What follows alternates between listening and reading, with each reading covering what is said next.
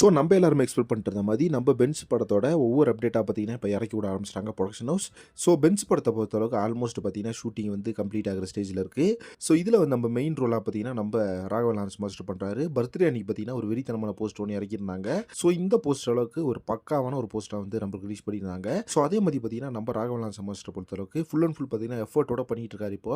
ஏன்னா நம்ம ஃபேன்ஸ்க்கு வந்து நிறைய படங்கள் வந்து கொடுக்காது விட்டுட்டோம். ரொம்ப வருஷம் பார்த்தீங்கன்னா வெயிட் பண்ணிட்டாங்க. வருஷத்துக்கு 2 படம் அப்படின்னு கொடுக்கலாம் அப்படின்னு முடிவு பண்ணியிருக்காரு. ஏன் அப்படின்னு பார்த்தீங்கன்னா 3 வருஷத்துக்கு ஒரு படம், 2 வருஷத்துக்கு ஒரு படம் அந்த மாதிரி ரொம்ப டிலே தான் வந்துட்டு இருந்துச்சு ராகவ லாரன்ஸ் மாஸ்டர்து. ஏன் அப்படின்னு கேட்டிங்கன்னா ராகவ லாரன்ஸ் மாஸ்டர் கரெக்டான கண்டென்ட் கிடைக்கல. அவரோட மாஸ் எலமெண்ட்ஸ், அவரோட டான்ஸ் இதுக்கெல்லாம் பார்த்தீங்கன்னா கரெக்டான ஒரு ஸ்டோரி அமையல அப்படின்னு சொல்லலாம். ஸோ இப்போ பார்த்தீங்கன்னா காலபைரவா, புல்லட்டு, காஞ்சனா 4, பென்ஸ் அப்படின்னு சொல்லிட்டு 4 படங்கள் வந்து ரெடியாக இருக்கு. ஸோ இதுக்கப்புறமா பார்த்தீங்கன்னா படத்தில் பண்ண போறாரு தகவல் கிடைச்சிருக்கு. ராகவ லாரன்ஸ் மாஸ்டர் ஃபேன்ஸ்க்கு பார்த்தீங்கன்னா அவங்க காட்டில் வந்து அடமலை தான் சொல்லணும். அவங்களுக்கு பார்த்தீங்கன்னா தொடர்ந்து இப்போ அப்டேட்ஸ் ஒவ்வொன்றா வந்து இறக்கி விட ஆரம்பிச்சிட்டாங்க ப்ரொடக்ஷன்ஸ்லேருந்து. ஸோ இப்போ பார்த்தீங்கன்னா பக்கா எல்சியூ படமாக ஒரு லோகேஷ் காஜ் படமாக உருவாயிட்டு வருது பென்ஸு.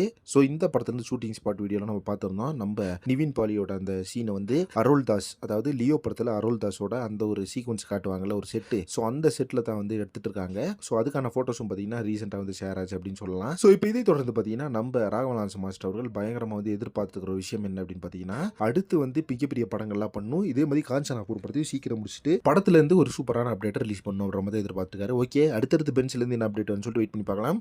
சினிமா பற்றின இன்ட்ரெஸ்ட் சேனலை மறக்காம சப்ஸ்கிரைப் பண்ணிடுங்க.